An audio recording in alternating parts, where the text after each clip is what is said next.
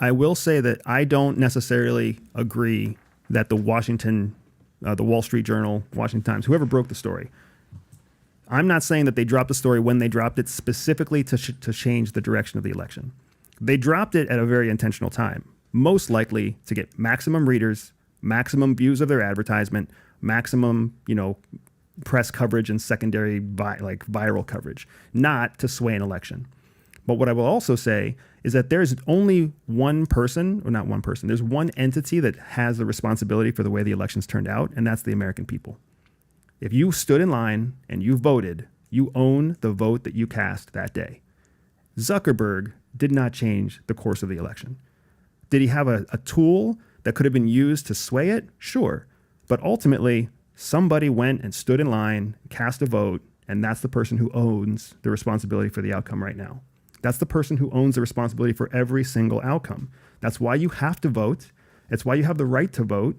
We just have to understand, especially if you look at 2020. 2020 was a freakish year. I have a hard time processing that. I have a very hard time processing that. So you're telling me the person who voted has the ultimate responsibility for the results? For the vote they cast. For the vote they cast, I understand. But the journalists have a responsibility for digging up and getting the information to the people so they can read it before voting, to be as educated as possible. Journalists. And these virtual governments such as Facebook, Twitter, YouTube have to permit that information to be released to the public so they can make the most educated vote, which they prevented from happening. So you can't, I have a hard time saying in this case that it's the voters' responsibility on the way they voted. No, they did not have access to the entire information. This article says 79% say truthful coverage of Hunter Biden's laptop would have changed the 2020 election.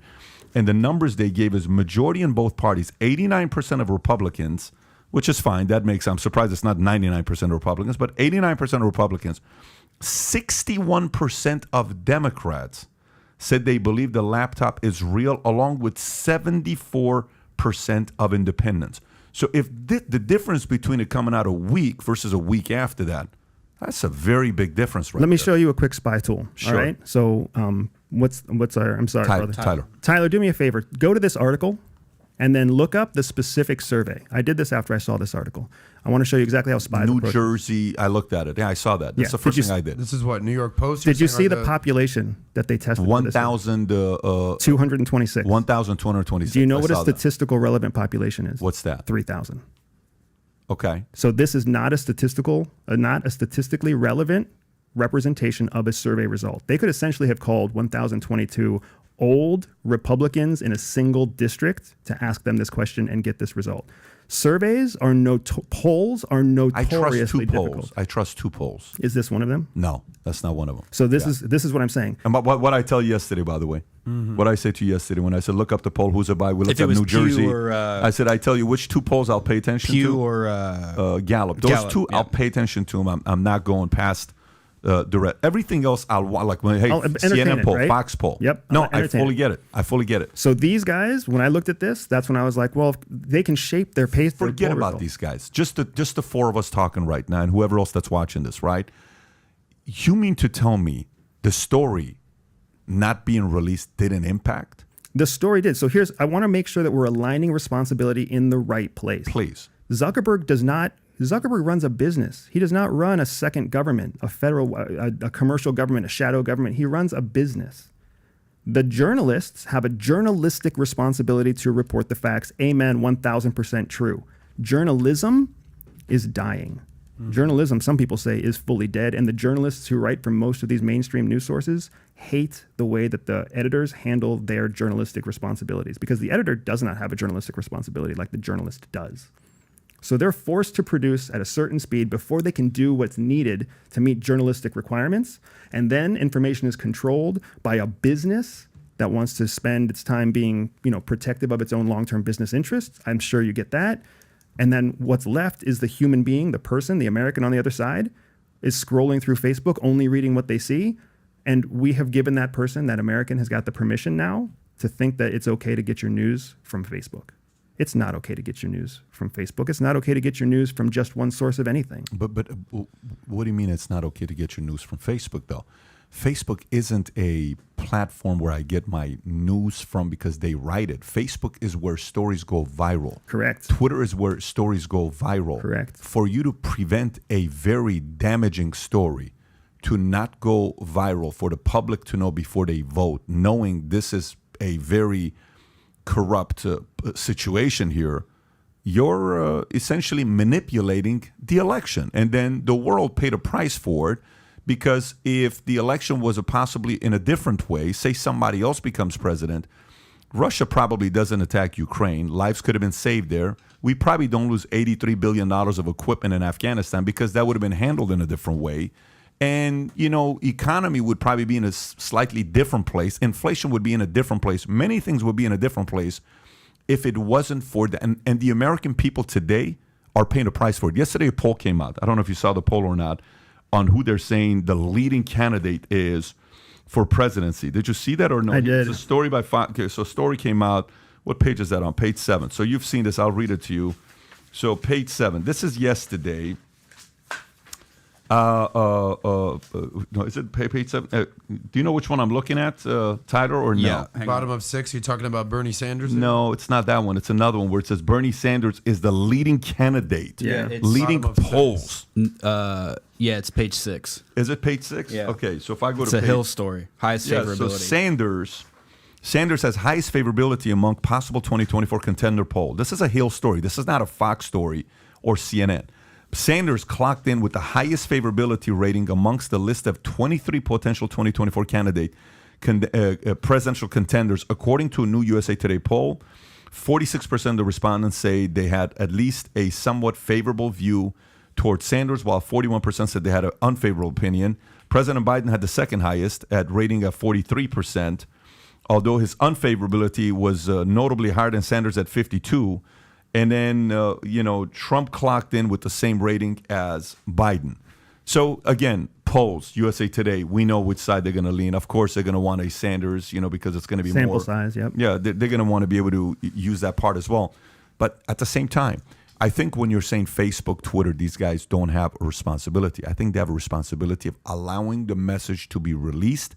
The populace, what the populace, you and I, the citizens, the voters, have a responsibility for is not to jump to conclusion, is to do our own due diligence before voting. But that the responsibility is for them. So releasing of the information is on Facebook. They got to release that part. Okay? The information is out there regardless of whether it's on Yeah, Facebook. I get They could that. just get it from a different news source. I know, bro, but I can post the same video clip on Instagram, on Facebook, on Twitter, on YouTube, on TikTok, and all of a sudden one of them, like for example, TikTok, I'll tell you a perfect situation. If you go back, look at my TikTok account. I was posting videos and I was getting 100 views, 600,000 views, 100,000 views, 800,000 views, 5 million views, 2.1 million views, 1.8 million views. I post 2 clips about China. Find the clip after. It's been 50 videos since that clip. Find the clip after that if any one of them have ever done 10,000 views. And I'm like, okay, content is content. One of the clips posted by somebody else got 6 million views of the same thing I said on a smaller platform, posted it, but I put it on mine. It got 11,000 views. So virality is about the gods of viral, to allow an article to go viral. Today, when an article is going viral, social media, they know when the trigger's back in. Uh-oh, look at this. This thing's going viral. What is it? Okay, let it go. Uh-oh, this thing's going viral. Oh, yeah, let it go. Uh-oh, this thing's going viral. Shut it down, shut it down, shut it down, shut it down, shut it down. Goes like this. I've seen videos on November 22nd, 5 years ago. I did an interview with Jim Jenkins. And Jim Jenkins was one of the 4 guys that held John F. Kennedy's brain. He was in the autopsy room. He stayed quiet for 50 years. Christian man, quiet man, never wanted to talk to anybody. He was afraid because they told him, if you say anything, we're going to take the Navy money away from you. So this guy doesn't want to talk. Finally, he says, I want to talk about it. But he comes in. If you ever see the interview, he was so nervous. We put it out on November 22nd, which is the assassination day. The video goes like this. Boom, boom, boom. Then suddenly it went like this. Right. That doesn't happen. What platform? YouTube. That doesn't happen. It went like this, and then it stayed like this. Okay? So what does that mean? Wait a minute. Hold this thing back. A person on the back end, when I look at my creative studios, I can see I've never in the history of my 1,800 videos, I've ever seen a video do that. Why is this happening? Sometimes these types of things happen because these platforms have the ability to prevent these types of topics Absolutely. to become conversation. Yeah. So that's my only concern with Facebook. And I think I want to be able to be an optimist. And I think what Zuck is trying to say is, guys, next time around FBI, we're telling the story and we're not getting in the way. I think that's what he's saying. Now, whether he'll follow through with that or not, we have no idea. Yeah, there's an interesting relationship between national security and big business in the United States. Biden's laptop is Hunter Biden's laptop is an excellent example. The make and model of that laptop is an Apple. Mm-hmm. How did they get onto an Apple without the user? How did they do that? You shouldn't be allowed to do that. You know what FBI has long had? A contentious relationship with Apple. Big time. Tim Because Cook, Apple won't let them onto iPhones. San Bernardino. Yeah, Yep. the San Bernardino terrorist Pensacola. killers. Yeah. Exactly, right? How the hell did they get on? How did they get on this Apple? What's your skepticism? My point here is you can see that Apple does not protect your privacy like they promise that they do. They choose which platform, which device to let who on when, right? In this case, they let somebody onto this guy's Apple. And in other cases, they won't let FBI get onto an Apple iPhone that belongs to a Saudi pilot who kills a bunch of people in Pensacola. So there's a relationship between the government and Apple chooses when to share and when not to share. So this is this relationship that you were talking about with Zuckerberg. Yeah. It happens in social media. It happens in all big government, all big organizations, all big companies in the United States, because companies, if they get big enough, they have a responsibility to contribute to national security. Some play nicely, others play inconsistently, others don't play well at all. So what you're seeing is every company has to learn, it has to mature and evolve its own position on how am I going to plug myself in to this national security context. I want to say we had the guy here who he had the laptop. Delaware. John Paul Mac Isaac. We had him here 7 weeks ago. And I want to say when Hunter brings it in, the password to get into the computer was given. I want to assume it was given because he let him log on. Well, he was working on it. That's what I'm saying. So I want to assume. So I don't think it was Apple. I think the government can't stand Apple because they don't give the information that they do. Because Tim Cook is a very interesting guy, by the way. Tim Cook is a very, very interesting guy on how he works with the government and how he works with different presidents and who he is. First gay CEO of a Fortune 500 company to come out, but at the same time he had a good relationship with Trump and he had a good relationship with, very interesting way how he is. But I don't know. I won't. If it's true, it's true. Maybe Apple gave him the information. But from what I know from the guy that was here 7 weeks ago, I thought he got the password to log into the system. But you don't have an Apple phone. You're not a fan of Apple, correct? Correct.